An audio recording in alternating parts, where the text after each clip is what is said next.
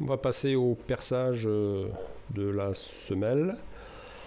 Donc le perçage pour notre outil, pour le poinçon. Donc pour le perçage du poinçon, ce sera cette partie.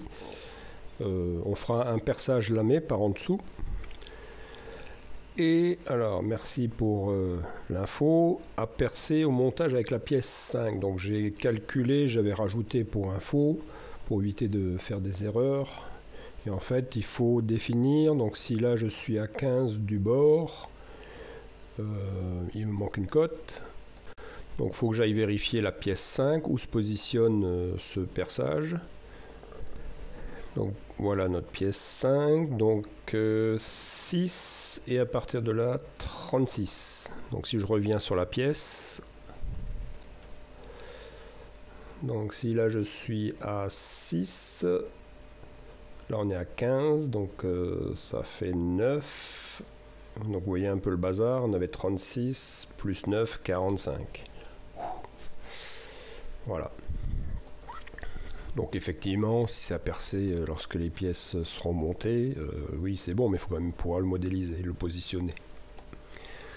Donc on va faire ce perçage lamé diamètre 6 avec les éléments de profondeur, avec le diamètre du lamage 8 et le diamètre du poinçon 6, avec 2 mm pour la partie percée à 6 et le reste c'est le trou lamé.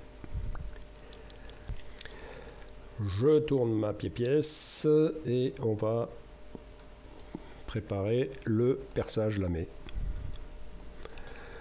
Donc lamé, donc là je vais me débarrasser du plan de construction, enfin le masquer du moins. Je vais me remettre à afficher. Allez, on va se remettre en ombré avec arête. Ça permet de mieux contrôler où c'est qu'on se situe. Voilà. Et donc le fond pour mon perçage. Tac. Voilà. Donc lamé à travers tout. Donc diamètre du lamage 8, profondeur 4. Et diamètre de perçage 6. Ok.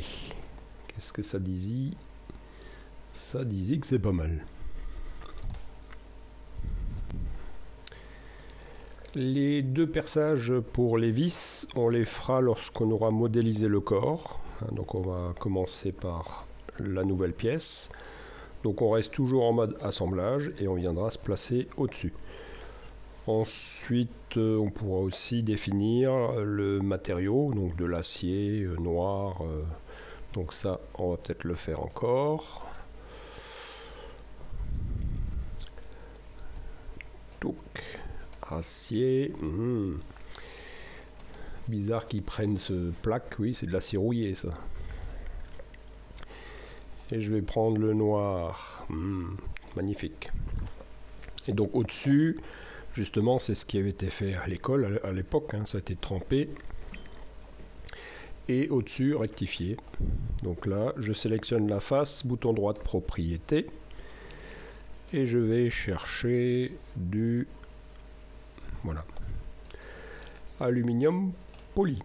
Ça donne un bel effet, vous voyez, de brillance. Ça correspond vraiment à la réalité à l'époque. Et je me rends compte que mon perçage, je l'ai fait n'importe comment. Je modifie. Tac. J'ai complètement zappé les cotes, ça c'est pas bien. Position, donc semelle largeur sur 2.